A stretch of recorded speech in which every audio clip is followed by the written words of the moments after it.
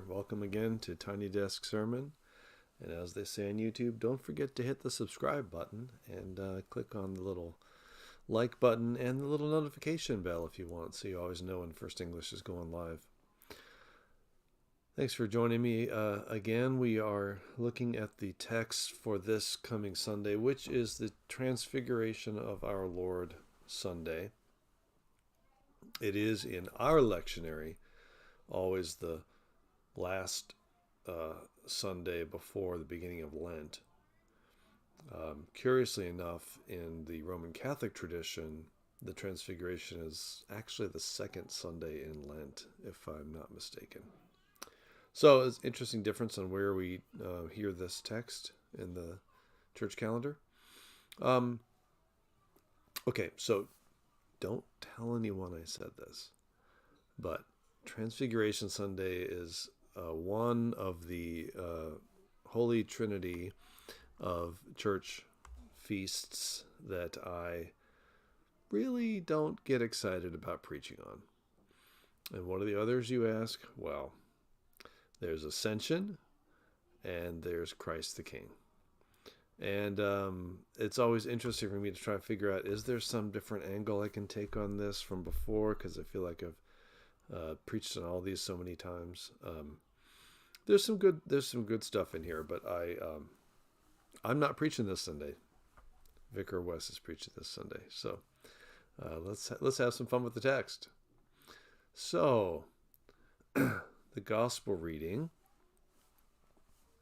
is from Luke.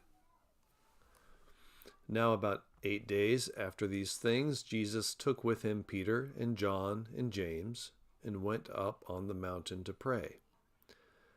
And while he was praying, the appearance of his face changed, and his clothes became dazzling white. Suddenly they saw two men, Moses and Elijah, talking to him. They appeared in glory and were speaking of his departure, which he was about to accomplish at Jerusalem. Now Peter and his companions were weighed down with sleep. But since they had stayed awake, they saw his glory and the two men who stood with him. Just as they were leaving him, Peter said to Jesus, "Master, it is good for us to be here.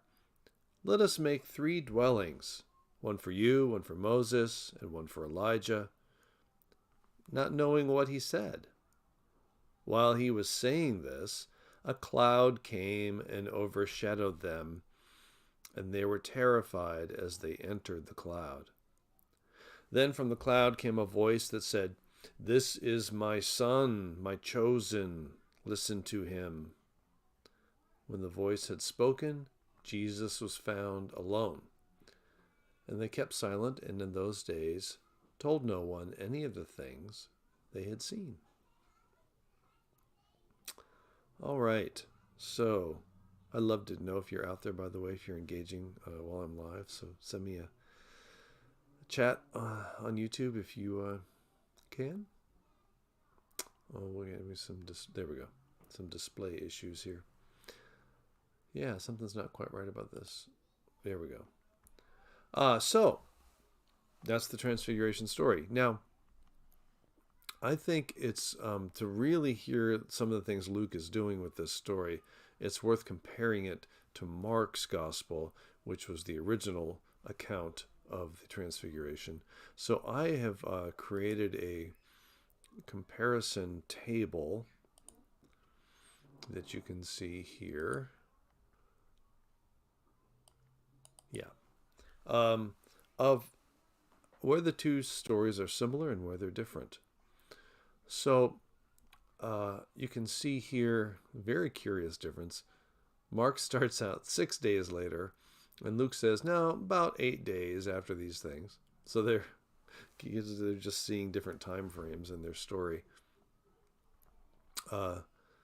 Jesus takes the same 3, and they go up on a mountain. Notice that in Luke, he says they went up the mountain to pray. This happens throughout Luke's gospel. Luke is always emphasizing that Jesus is praying. And that does not appear in the other gospels in that way. Uh, and he was transfigured before them, and while he was praying, the appearance of his face changed, and his clothes became dazzling white. Mark says it as dazzling white, such as no one on earth could bleach them. Whiter than white. Super bright. And there appeared to them Elijah with Moses, who were talking with Jesus. Luke says that suddenly they saw two men, Moses and Elijah, talking to him. But then Luke goes on. See this big blank space here for Mark? They appeared in glory and were speaking of his departure, which he was about to accomplish at Jerusalem. Well, this is, to me, the most interesting part of Luke's story of the Transfiguration. And hello there. Hi, Trish. Hi, Lois. And hi, Janina. Here's why I find this difference so interesting. When Luke says in verse 31 that they were speaking, they being Moses and Elijah, were speaking to Jesus about his departure, the Greek word for departure is exodus. And I kind of wish that the translators would just leave the word exodus, because that's such a loaded term, biblically speaking, full of a lot more and different meaning from the word departure. You might think when you read speaking of his departure, they're just simply referring to Jesus' death, which happens in Jerusalem. And that's not wrong, but it's really not the fullness of what the word exodus signifies. And so that's what I'm really like to focus on in the Luke version. Is Luke sees Jesus' life, death, and resurrection as an exodus event. Now, what was the exodus event? It was, first of all, the context, of course, was being oppressed by an empire. In the case of the Old Testament, it was Egypt. In the case of the New Testament, it is Rome. And then Exodus is about God's liberating activity to set the people free from that oppression. God's liberating activity is the heart of Exodus and the meaning of it. If you've ever participated in a Seder meal with a Jewish family or congregation and been able to listen to the story, the way it's told within that ritual, and the way other maybe stories are brought in, it's all about liberation. And so to call Jesus' life, death, and resurrection an exodus is to say that somehow, like God did back in Egypt, God is now liberating us from this oppressive empire. That's saying a lot. And so that's why I think the word exodus is a better way to hear it. Let me go on a little bit and then we'll kind of revisit some of these themes. So now, curiously, Luke includes a section here. Now, Peter and his companions were weighed down with sleep. But since they had stayed awake, they saw his glory and the two men who stood with him. Whereas in Mark, it just goes straight to Peter speaking. Rabbi, it's good for us to be here. Let us make 3 dwellings, one for you, one for Moses, and one for Elijah, not knowing what he said. I liked Mark's version a little better. He said he did not know what to say, for they were terrified. So they're kind of freaked out, and he's just like trying to figure out what to do or how to react. And his response to build 3 dwellings, there are at least 2 different ways to interpret that. One is that this moment of glory means we have arrived, that the kingdom is here, or that Jesus' mission has been accomplished. So building dwellings means now we're going to camp out here for the long term. It's a reading that sees that the disciples are buying into glory being currently experienced rather than a different kind of glory that will come through the cross. The other interpretation is that there is the Jewish holiday of called the Feast of Tabernacles, which in modern day Judaism is called the holiday of Sukkot, where you would build dwellings outside and spend time in them and celebrate that event. So I think they both apply, but I think what's most captivating about this text is this idea that something is being revealed about Jesus and everything he's doing, which is not plainly evident in the day-to-day face or body or appearance of Jesus. And now that the disciples get a glimpse of there's more going on with this guy than what we thought. He's one of the Moses, Elijah type figures in the history of God's people. Once that has been revealed, then the temptation is to say, we're done. Glory is here. Let's live in glory. When, of course, what the story does is then immediately shut that down with a divine shut up.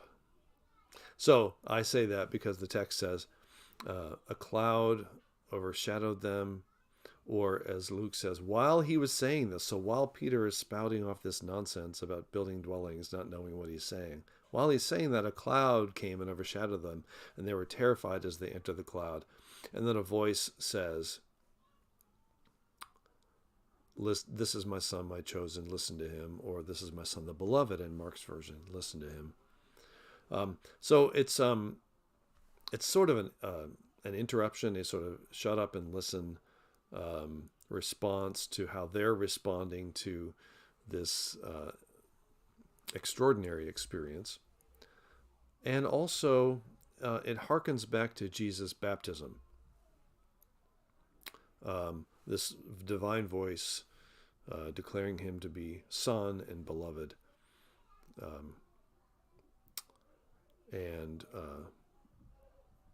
Is it in Luke? Now I'm forgetting. If it's in one Gospel's account, the baptism of Jesus, the voice is speaking to the crowd.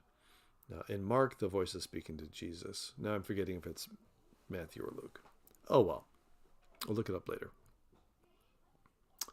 So the voice comes, and then it's all over with. We're back to the normal day-to-day way of seeing life, the normal appearance of Jesus, which is as an ordinary man. And now they know from Luke's version that they're heading towards an Exodus event. And how will that change how they respond to Jesus' predictions of his own rejection and arrest and death and his resurrection? And when the events actually happen, will this matter? It curiously enough, doesn't seem to matter much that the Transfiguration happened, because when they do get to that part of the story, they run away in fear and they can't embrace what is. So it seems to me that this story, I think, calls us into being in two modes in the world, in life at once. One is to accept that the ordinary day-to-day reality doesn't look very shiny, doesn't glow. And yet, to be able to see that there is something more mysterious and deeper and more profound that God is doing within ordinary reality to bring us to liberation. And to hold those two things together. To not expect that in the ordinary day-to-day reality we're going to get things that are always shiny and glowing and that we've reached the goal, because we have a journey to go. To not expect the glory to come in the present moment. However, to not let the ordinariness, the struggle, the difficulty of life as we are living it, to not let that erase our deep trust that God is somehow mysteriously traveling through this with us, and mysteriously bringing about God's glory in the way that God brings about God's glory, which is not the way we often want it. So, what else was I going to say about this text? That's my biggest take on it. Let me bring just the Luke text back up here.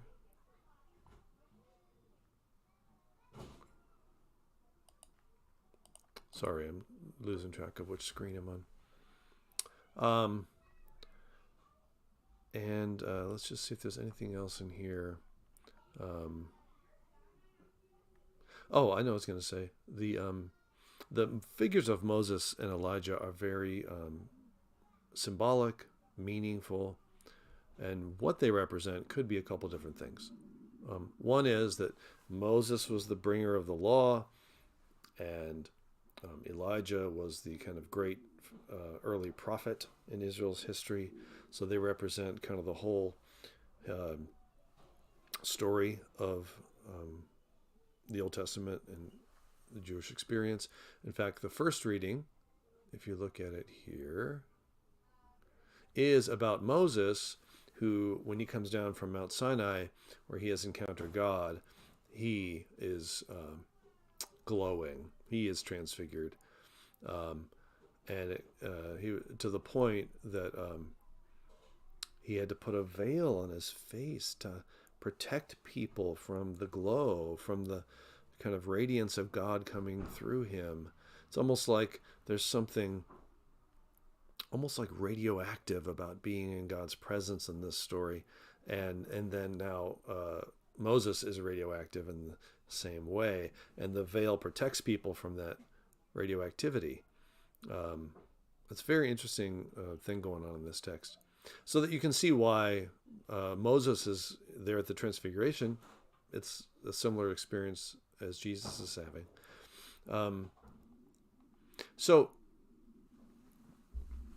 I think the last thing I'm going to say about this is my subtitle, "All That Glitters Is Not Gold," a very well-known proverb, is a reminder to me that sometimes the things that we think are the glory, are the gold in life, are really just part of the false beliefs about what life should be. Usually empires are all about the external glory being exhibited now. I mean, just think about, I'm not a big fan of Las Vegas, so if you are, that's fine. But Las Vegas is sort of the ultimate glittery experience. And people think it means gold, and it mostly doesn't. It's just about the glittery. Whereas the gold that is really in this story is really, as we really experience, I think, God in life, the gold is a hidden glory. And maybe every once in a while we get a little glimpse of that reality, and that little glimpse can sustain us and give us a deeper faith and some resilience as we go through the day-to-day ordinariness of life. So, that is my take on Transfiguration. And I hope you have some other thoughts or responses to the text that you can bring to it on Sunday when Vicar West preaches. And I'm going to leave it at that. If you were with us Sunday, whether in person or on live stream, you may have seen or heard that we suddenly came in and had no lights in the nave because the lighting company mistakenly took out the entire fixture in each chandelier instead of just the uplight. Well, we got that fixed. Yesterday they came and put the lights back in. And so we will have full light on Transfiguration Sunday, which just seems appropriate. And then Lent begins. So next Wednesday is Ash Wednesday, and we will have one evening service at 7 p.m. with communion and imposition of ashes. So join us if you like. Join us online on live stream. If you want to do that, we can't really smear you with ashes through the screen, but you can perhaps find a way for that ritual to be meaningful for you if you're not in person. Thank you for joining me. Hope to see you soon, and stay safe. And let's hope we are finding our way to a lower stage risk and enjoying more of our time together. Peace.